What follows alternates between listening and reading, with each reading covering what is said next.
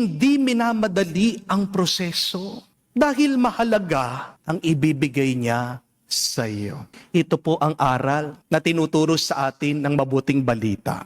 Narinig po natin ang kwento tungkol sa dalawang tao lumapit kay Jesus. Parehas silang may kahilingan. Una, yung tatay, si Jairus. Isang amang desperado, namamatay na yung anak niya. Imagine that pain. Di ko po alam sa inyo kung sinong magulang. Pero napakasakit para sa isang magulang. Makita niya ang kanyang anak may sakit, unti-unti namamatay. Diba? Kung kayo pong mga magulang ang tatanungin, mas gugustuhin nyo na kayo ang magkasakit kesa sa inyong mga anak. Di po ba? Kaya anong ginawa nitong ama? Lumapit kay Jesus.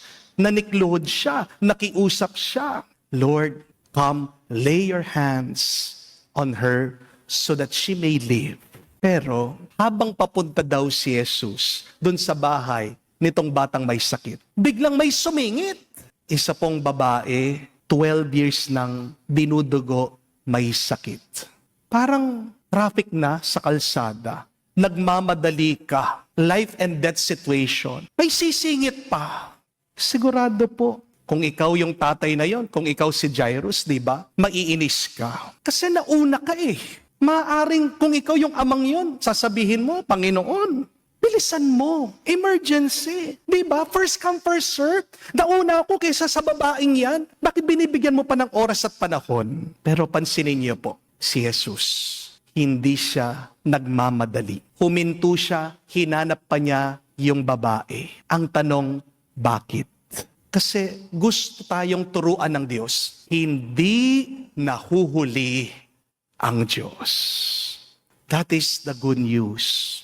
Remember that God is never late. God is never in a hurry because God is always on time. Kahit na matagal na may sakit yung babae, napagaling siya ni Jesus. Di ba? Yun yung mahalaga. Kahit na pagkatagal-tagal mong paghihintay, basta't ibibigay sa'yo ng Diyos. Yun yung importante. At habang naantala daw sila, biglang dumating yung balita. Ang sabi, patay na daw yung bata. Tapos na. Wala nang pag-asa. Pero anong sinabi ng ating Panginoon? Jesus said, do not be afraid. Just have faith. Magandang paalaala po yan. Kung aburido ka na, kung nagmamadali ka, kung nawawalan ka na ng pag-asa, keep on repeating those beautiful and inspiring words of Jesus. Say that to yourself. Do not be afraid. Just have faith. Mga kapatid, ito po ang mahalagang aral na habang naghihintay ka, may ginagawa ang Diyos. Amen? Yung akala mong delay, yan ay divine preparation. Akala mo, tahimik ang Diyos. Pero may ginagawa siya behind the scenes. Hindi mo lang nakikita. Remember this, God's delay is not God's denial. Kahit na matagal, hindi yan pagtanggi ng Diyos. Minsan, hindi naman agad-agad ibibigay ni Lord sa iyo eh.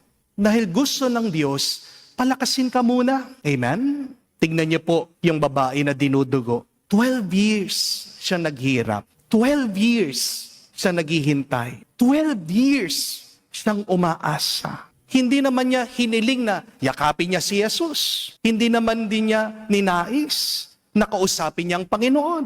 Ano ang pananampalataya nitong babae? Ang sabi niya, mahawakan ko lamang yung kanyang damit, gagaling na ako. Ganun po katatag ang pananampalataya ng babae. Mga kapatid, minsan, hindi naman hadlang ang oras at panahon eh.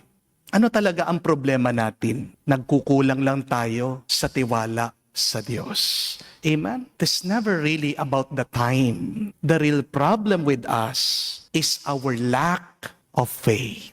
The real problem with a lot of us is that we have a weak faith. Kaya, tandaan niyo po that faith is trusting God even if you do not understand His timing.